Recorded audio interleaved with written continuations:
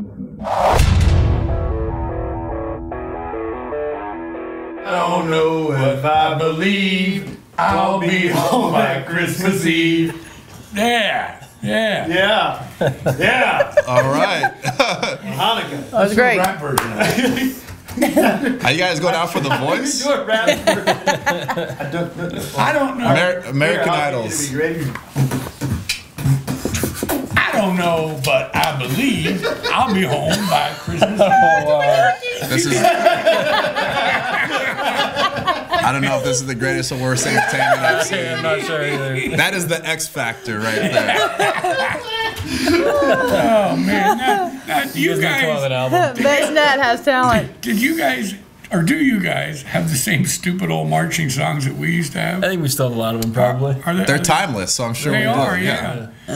I actually work out to some of them on my listen to them on my iPod. Do you really? Yeah. Now, back in the Vietnam era, a lot of our songs included this fictitious character named Jody. Jody. Did you guys still have Jody? Oh yeah. Oh, we is have he still Jody. around? Oh, Really? Jody's still around. Jody's alive and well. Oh man, Jody's living it up back home. Jody was trouble. Yeah. Oh. Jody's everything. Jeez. Okay. Well, everybody knows Jody. Well, on that note, we'll talk to Jody later on. Everyone, welcome to Veterans Nation. I'm Mike Dowling, U.S. Marine, along with the rest of the team, Trevor Scott, Mr. Rydell Danzy, Michelle Ladd, filling in for Kelly Smith, and our co-producer, Mr. Rick Seaman. Happy to be here, folks. Happy to be here with you guys. So That's right, and we are honoring the past, marching on towards the future. that's what we do. With a Jody ditty. Yes, Jody. that's right. And in addition to dedicating to Jody, we were also dedicating to the Army's 1st Air Cavalry Division. Yeah, the Cav. All right. There's an outfit. Trevor, did you ever wear that patch? No, sir. He was 101st. You were 101st. 101st. Oh, okay. All right, now tell me, is this an actual offshoot of Cavalry? Did it segue into? It was. Yeah. It was horse. Because my grandfather was Cavalry. Right. cavalry. There's still a like cavalry. horse They don't ride cavalry. horses anymore. Yeah. But they're still. Yeah. They're still Actually, we did have horses. We still had stables, but we were air cav, and we all then brought them off for service. That's right. You were Cav. You were first Cav? He was air Cav. 217 air cav. Yeah. Rode flying horses. Yeah. Well, and then in the Vietnam War, then they took on the air cav mode. Using helicopters. So then they started calling them the 1st Air Cav Division. I see. Yeah. I see. Which was like, the 101 was also an air mobile division. Right. Right. Still is. Yeah. And in Vietnam. Yeah. I feel like we can do a whole show just on that unit, right? You could. And maybe we should. You could, yeah. Maybe soon we will. Maybe we yeah. Or Mel Gibson could make a movie. Yeah. All right. Well, here's some good stuff about our good friends at the VFW. As the largest organization of combat veterans, VFW knows the importance of keeping military families in touch. And because of that, in 1996, the VFW launched the VFW Operation Uplink, a premier calling program for deployed service members that provides free phone time to active duty military personnel and hospitalized veterans. Operation Uplink initially provided calling cards to deployed and hospitalized troops, but on Mother's Day of 2006, due to the growing popularity of the program and thanks to the generosity of corporate donors like Sport Clips and Harleysville Insurance, the program began hosting free call days. The new program provides 2 designated days each month when deployed service members can make phone calls from their Morale, Welfare, and Recreation, or MWR, center to the U.S. and other home-based locations, all free of charge, of course, courtesy of Operation Uplink. The VFW and Ladies Auxiliary members, as well as other generous citizens, have supported the program. Now, since its start in 2006, free call days have provided more than 6.4 million free phone connections for service members and their families. Now, any individual or business that's interested in sponsoring a free call day, contact Linda Ferguson of VFW National Military Services at 816-968-1102 or at lferguson@vfw.org with any questions. Bravo, VFW. What a great program. Yeah, good stuff. That's VFW. Yeah, well, here's a press release to Veterans Network from the Senate Committee on Veteran Affairs. An amendment that recently passed the Senate has just been signed into law by the president. The new law requires the Pentagon to establish a standardized suicide prevention program. The Senator Patty Murray amendment, which is named after the committee chairman, eliminates gaps in care from one service to the next and implements suggested changes of major reviews of military suicide prevention programs. Murray crafted the amendment after a major study by the RAND Corporation, which showed that there are serious gaps and a lack of consistency in the military services suicide prevention programs. The amendment's passage comes as the number of active duty suicides rose to 166 for 2012, already more than the total for 2011. What we just talked about, it actually hits home for me because I've had several personal friends lose the battle with their own silent war that they had. One of them really recently, actually. And, you know, on top of this, I actually just read an article that said that we had more more suicides and actual combat deaths in 2012. Yeah, that's a shame. Which is just terrible, you know? That's the real war going on with vets right now is their own silent war that they have going on with themselves. Yeah. If more deaths are dying from suicide than combat, I mean, we really need to shift our focus, I think. Yeah, and don't you guys think, being OEF, IEF, that multiple deployments has really been a major factor in these suicides? Definitely. I mean, the op tempo nowadays, when you're gone for a year, home for a year, gone for a year, home for a year, I mean, it takes a toll. That stress to the civilian world is unimaginable. What that's like. I mean, well, and then a lot of people have survivor's guilt, things like that, where they come home and they feel like it should have been them instead of their good buddy. Right. But I think it's about 1/3 of the suicides. Some of these guys actually haven't even deployed. You know, I think we need to remember that as well. Interesting point. Wow. Yeah, there's a percentage of, and that could have been way too high, the 1/3, but there's actually a good little percentage of vets that end up committing suicide that actually haven't even served in a combat zone. So it's just really interesting, the statistics. And why do you think that is? Is it because I don't want to go? I mean, but that makes no sense. Well, yeah, you got to take it because they didn't. Or are you saying guys that are about to be deployed, or guys that just never?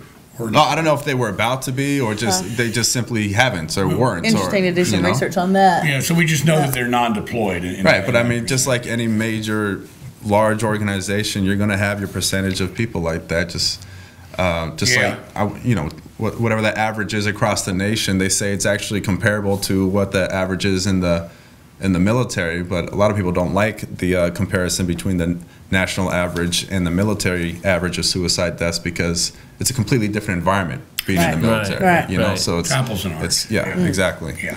So. Yeah, the military should be taking care of its own. Is the bottom line. And vets in should every be taking aspect. care of Yeah, Right. I mean, vets, it's like we've said before. You know, the military's responsibility is not just to train us to go to war; it's to make sure we can come out of this war, intact.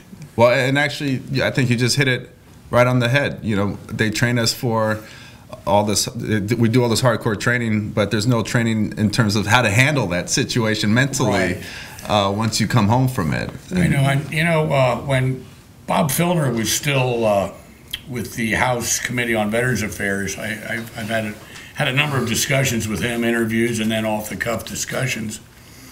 And we were talking one day in his office, and I said, Congressman, I said, something happened to me coming out of Vietnam that I think saved my life. I was wounded after 7 months in combat, went to the hospital, and I was in the hospital in Okinawa for 2 months. I get out and I have 4 months left in the military before I can get what was known as an early out then for draftees. But I still had to do 4 months. So they didn't know what to do with us. We're walking on canes and crutches. So they would send us to Korea and give us easy jobs in Korea. So I got to Korea, got an easy job. There's a village and bars and everything across the street, and I had a good old time. I partied. I partied for 4 months in Korea. But I was there with my peers, my co-Vietnam vets who were in the same, disabled condition I was. So you couldn't cry to them because they were the same as you. So that was good. So there was a debriefing. The other thing that was good about it was all the troops that were in Korea that had never been to Vietnam would ask us the same stupid questions about being in combat that we're going to have to get from our friends and family when we get home. All right. So we were already kind of tuned up for those stupid questions. So I think that was very beneficial too. That's good. So it was an unwinding. It was a debriefing, just like the guys in World War II coming home on the ships for 2 months. They were in the bottom of that ship, the infantry guys playing poker for 2 months and talking about the war, you know, decompressing. Yeah, it's a good way to transition. But and Filner, having told him that, next thing I know, he's got a bill. It's called the D Boot Camp. And I saw some of his points. One of his points was that it should be a 2-month period that you're still in the military, but you're really doing what I got to do in Korea. Get an easy assignment and being able to unwind, you know, decompress with your peers. The only thing I didn't like about his bill was he wanted to include family members. I said, no, keep them out of it till the guy. Yeah. That was my feeling anyway. But that's what we need. We really need a serious, effective decompression exit from the military. It's going to cost, if it costs them 2 months, you know, paying us for 2 months, so what? Yeah. Better than the cost of somebody's life. Yeah, and everything else, PTSD and all that. You know. Right. Anyway, I've spouted, okay? Yeah, no, it's good to have that. Well, we're glad you're still here with us, Rick. I'm glad you got to go through that decompression phase. You know, but I actually really feel for the Vietnam vets because when you did get out, you didn't really, a lot of you guys weren't received too kindly by society at that time. Whereas today's vets, Iraq and Afghanistan, I actually feel like we are supported, you know, in generally speaking, by the country, so which helps. All right. So, all right. Well, should we take a quick break? Let's take a quick break. All right. We shall return, vets. Stay tuned. If we were truly going to educate and empower a new generation to be the most successful, well-adjusted generation of disabled veterans in this country's history, things had to change. Oh, why you look so sad? The tears are in your eyes. Come on and come to me now. Don't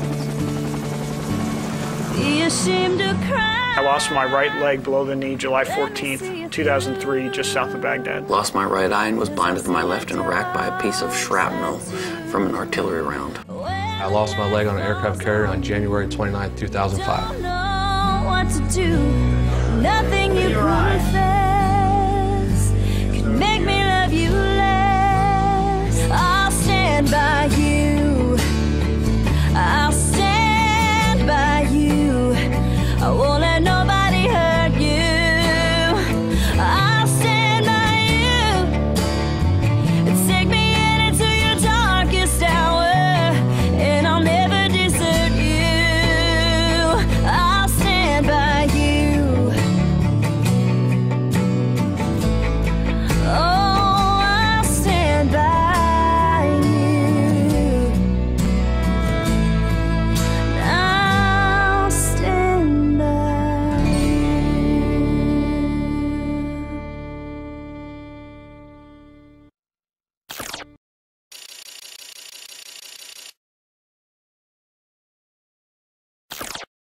All right, we're back. And vets, listen, we're here to keep you guys informed as much as we can, keep you aware of your benefits information, resources, educational and employment opportunities. And we have no problem if you guys want us to investigate some issues for you, get to the bottom of things. In constant search of truth and accuracy.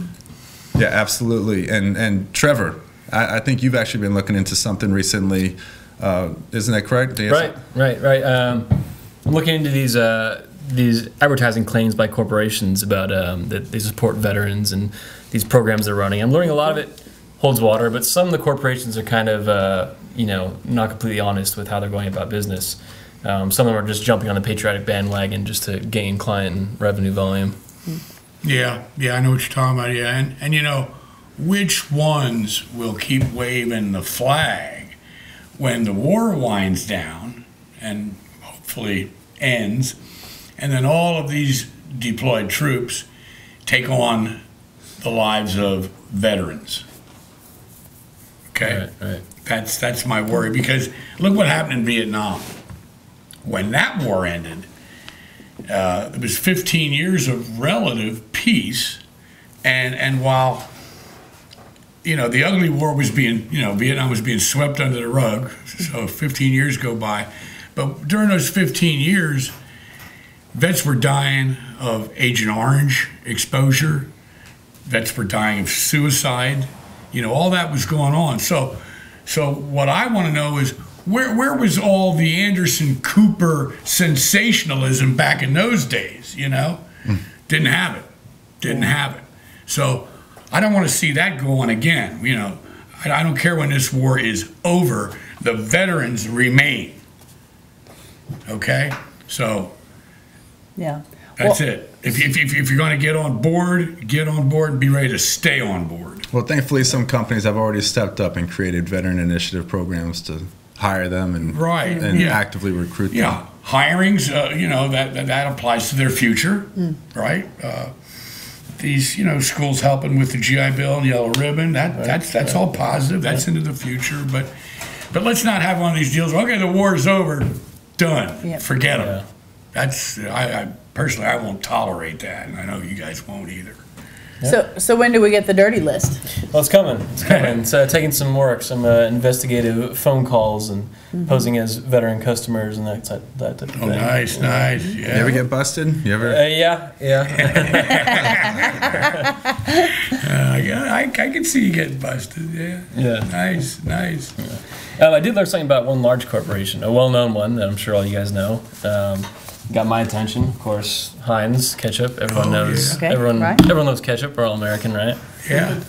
I noticed these "Our Turn to Serve" stickers in the Heinz bottles that they have now, and even says "Say thanks and we'll donate." So I looked into it to see if these claims are really true. What I found out was pretty good. They're raising money and raising awareness for the Wounded Warriors Project. There's actually a QR, a quick response code in the back. If you scan that with your smartphone, you can get info on how to send a personalized thank you card to a veteran. And then for every card that goes out, Heinz donates $1 of that money to the Wounded Warriors. Now, if you send a card on Twitter or Facebook, Heinz will donate $1.57. Like Heinz 57, the sauce. Got it. That's outstanding. That's great. Yeah. Really good. Yeah. So give it up for Heinz. They're one of the companies that are actually doing it. Thank you, Heinz. Pretty cool. I also have some facts here about Heinz and their history as far as troops and vets go, because they've been behind it for a while. In World War II, Heinz donated and converted one of its factories to manufacture parts for warplanes. Believe it or not. Pretty huge. Yeah, I think Ford did as well, didn't they? They might have. Yeah, I think they did. I think they turned an entire. That's right. Yeah. Also in World War II, almost half of Heinz's total food production went to the Allied Armed Forces. Oh, wow. Yeah, that's pretty good. That's huge. Yeah. And in 2011, the H.J. Heinz Company and the Heinz Foundation collectively donated more than $300,000 to Wounded Warriors. Well, as if I didn't like ketchup already. I know, right? Just more reason to eat ketchup. Right. So History of honor. Good for Heinz. Yeah, so definitely. So they're pretty much off the hook. Definitely. Heinz is off the hook. They're off the hook. Right. Heinz lives up to their label on this. Not on the dirty list. Yeah. Clean list. And I have a soft spot in my heart for Heinz because they're in Pittsburgh, Is that right? Well, you're from Pennsylvania, right? Yeah, right. Good to go. Yeah. And you're a Steelers fan? Ask me next season. Fair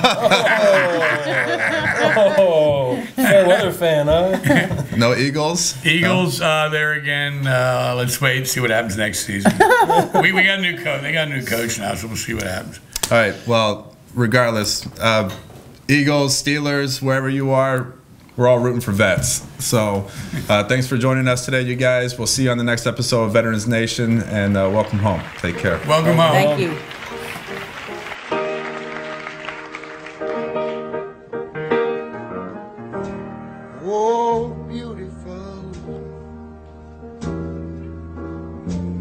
For heroes proved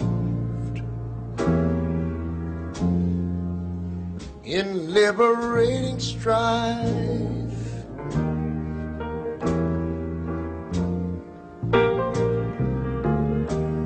who more than self their country loved. And mercy more than life.